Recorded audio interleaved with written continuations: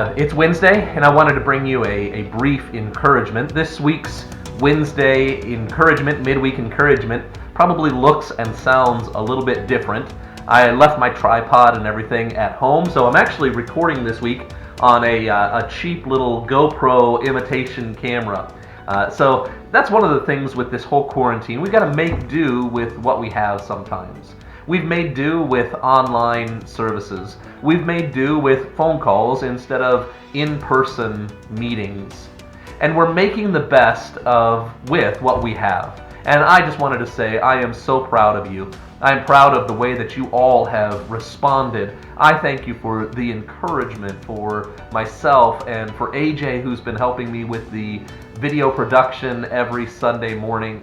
I thank you for the way that you've been reaching out to one another. I've heard countless stories about you guys being the church right now, reaching out and checking on one another. What I wanted to do today is just bring a real quick little sneak peek at this coming Sunday, actually for the next 2 Sundays. The 17th and the 24th, we will continue to meet online. Now, the elders and I will be meeting and discussing how we move forward after the 24th, but the 17th and 24th for sure are online, and we'll be evaluating after that. And so for the next 2 weeks, we're going to continue in our 2 Corinthians series. We're in 2 Corinthians chapter 3. I'm actually going to take both weeks in that chapter because I really feel like this chapter is one of those important chapters for us to understand. You see, we use the phrase a lot, we're a New Testament church. Sometimes, however, I think we can get so caught up in recognizing that we're a New Testament church that we throw out the Old Testament. Well, Paul doesn't encourage throwing out the Old Testament, but in 2 Corinthians chapter 3, he tells us we are not under the law, but we are now under grace. Actually, in chapter 3, verse 6, he finishes with these words. He says, "For the letter kills, but the Spirit gives life." You see, as New Testament Christians, we're living under the Spirit that brings life.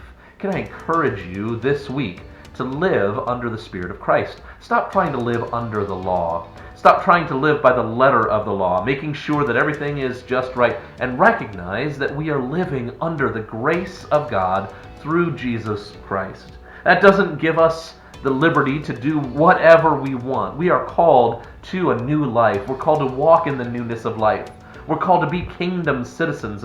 And so much of 2 Corinthians has been about how we live as kingdom citizens and how we deal with the trials and the struggles of this life. Well, one of the ways that we're going to walk through this current struggle is recognizing that we have grace from God through Jesus Christ. I'm sure in your house you've had to exhibit some grace over the last couple of weeks. Actually, it's more than a couple weeks, as Mike reminded us on Sunday morning. It's all getting away from me so easily. But we've had to exhibit grace towards our family members. Can I encourage you, exhibit grace towards people in the store. When you're out and about, people are in weird moods. Some people are mad that they have to wear a mask. Some people are mad that nobody's wearing a mask. Can I encourage you, wherever you land on that, show grace towards the people around you. Can I also encourage you to show grace towards other churches and other Christians and other members of the body of Christ? Not everyone is going to land in the same place that we do as far as opening or closing or how we go about things. But as I mentioned last week, your elders are looking at all of this because they love you. They're doing everything based not on fear, not on kowtowing to government. They're doing this because of their love and concern for you, and we want to make sure that we're doing the best that we can, that we're listening to God. That doesn't mean that that's the same for every single church family, and so I encourage you to show grace towards others. Show grace towards those who disagree with you. Show grace towards those who agree with you. You know, one of the greatest things that we can do is we can let the world know that we are filled with the grace of God, filled with the Spirit of God.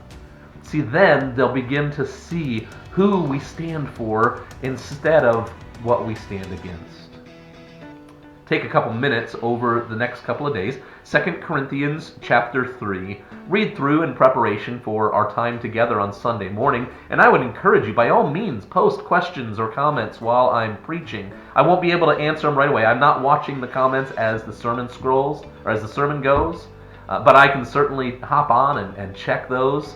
Don't hesitate to send your questions or comments to myself or the elders. Reach out to us, and we'll do everything we can to help in whatever way is possible. Each week there's also connection cards on both the Facebook and YouTube description. I would just ask if you could take a couple minutes each week and just let us know that you were engaged, that you were watching the service.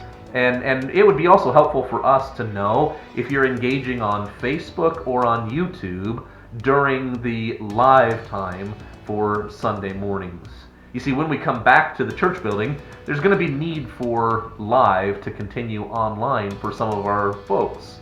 And so we want to make sure that we're using the best platforms that we can.